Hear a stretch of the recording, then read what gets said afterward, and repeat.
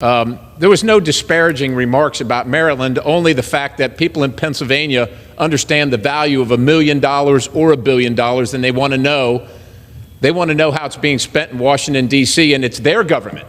It is the citizens of the United States. It's their government, and it is their tax money. And this amendment seeks to provide that transparency so that they know the effect of executive orders coming out of the White House, how it affects their wallet. And they should know that. And we should all be for that. And so with that, if you want to discuss the Inflation Reduction Act, look, you can call any bill here anything you want to. You can call it the, kittens are beautiful and the sun's going to shine today. But here's what I know. In central Pennsylvania, where I live, the good citizens that I represent are paying $5, $6, $7 for a dozen eggs. They're paying $6, $7 for a pound of hamburger. They can't afford to drive to work, and they can't afford to pay their energy bills, and they're having a hard time paying their mortgage. That's inflation, sir. That's inflation to the good gentleman from Maryland, and part of that is caused by the White House's edicts that impose things on the American people. They want to know, and they have the right to know what that is so they can inform their vote. And with that, Mr. Speaker, I yield the balance. Gentleman yields back. Gentleman from Maryland is recognized. Well, thank you, Mr. Chairman. Yes, the prices of housing are too high. The prices of groceries are too high. That's why the administration is working concretely to lower prices and why inflation is coming down now across the board. And so what do we get from the majority today? They want a reporting bill about the inflationary impact in executive orders. Nothing even about what Congress is doing and how Congress is behaving and contributing to inflation. They want to somehow add a technical reporting requirement for executive orders and think that that's accomplishing something. Well, the administration is lowering the cost of student debt. Despite the fact that they're doing everything they can to stop it, the administration is acting to lower housing prices across the country, and we have moved to lower prescription drug prices and health care across the country, and they've been fighting us every step along the way. And instead, they come back with this reporting bill, which will do nothing to help the fight against inflation. Happy to. Good evening, friends. There is shocking news that has just been released regarding Social Security. Several new plans have also been put together by both Democrats and Republicans. These plans would change parts of the Social Security program, including raising the retirement age and increasing monthly benefits. My friends, please make sure that you watch until the end of this video. Also, this coming Friday, I will be announcing 2 winners for the Walmart gift card giveaway. If you would like to enter the weekly giveaway, my friends, simply click and like several of my videos and then comment below the keyword of each video that you watch. The more videos that you comment on, the greater your chances, friends, of winning the giveaways. There has been no shortage of bipartisan bickering over Social Security and Medicare in recent weeks, as Republicans and Democrats have pointed fingers over which party wants to fix the troubled programs and which wants to undermine it.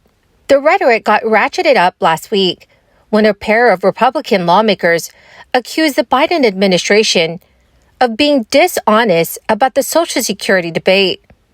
During a Senate Finance Committee hearing, Senate Republican Bill Cassidy accused Treasury Secretary Janet Yellen of lying about President Biden's willingness to work with lawmakers on Social Security reform. That followed a similar exchange between Republican Senator Mitt Romney and Shalonda Young, the director of the White House Office of Management and Budget, in regards to discussions centering on Biden's fiscal 2024 budget proposal. In a separate hearing, Mitt Romney said, Shalonda Young was simply wrong and not honest to suggest that current members of Congress want to cut Social Security and Medicare.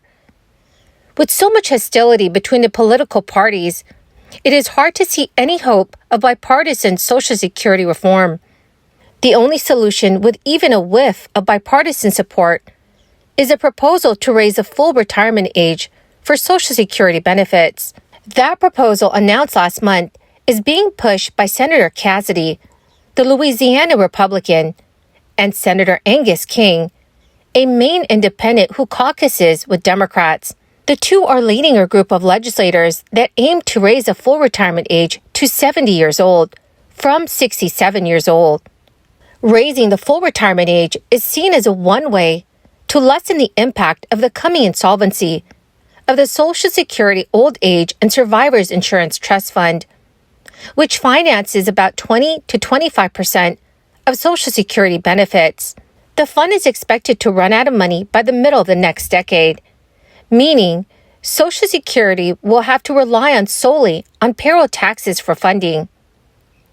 Raising the full retirement age might not convince more seniors to wait an extra couple of years to start claiming Social Security benefits so they can get bigger monthly payments.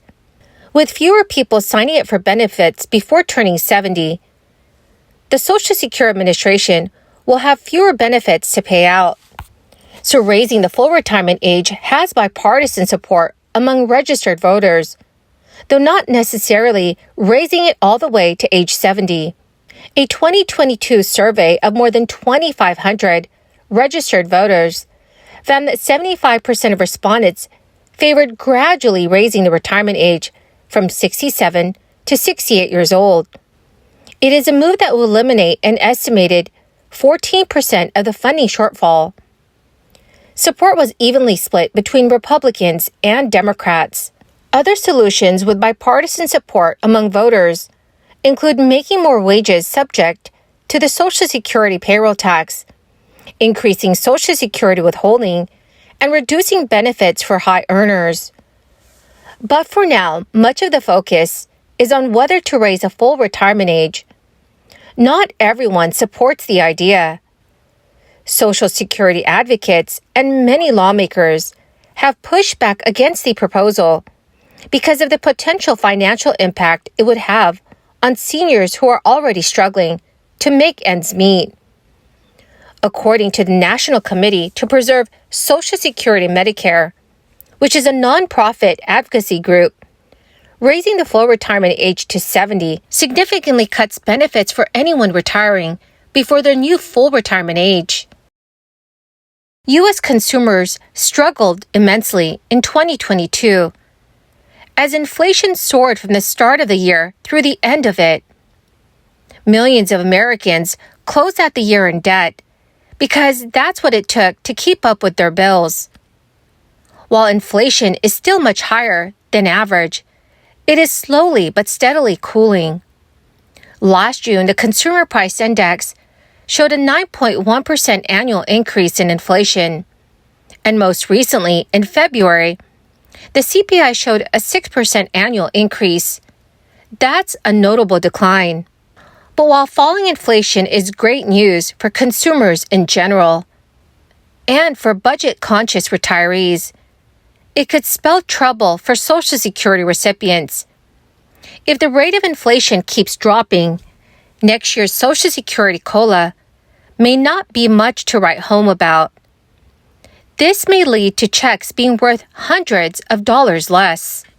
So, dear friends, what are your thoughts on all of this? Please let me know what your thoughts are in the comment section below. Well, my magnificent and most dearest friends, that is the end of my daily stimulus update video for this Monday. Thank you, dear friends, for being part of this community and for joining me here every single day. I will be announcing 2 winners, my friends, this coming Friday for the Walmart gift card giveaway. If you'd like to enter the weekly giveaways, please click and like several of my videos and then comment below the keyword of each video that you watch. My friends, the more videos that you watch and then comment on, the greater your chances of winning the giveaways. Thank you and have a wonderful and very blessed week.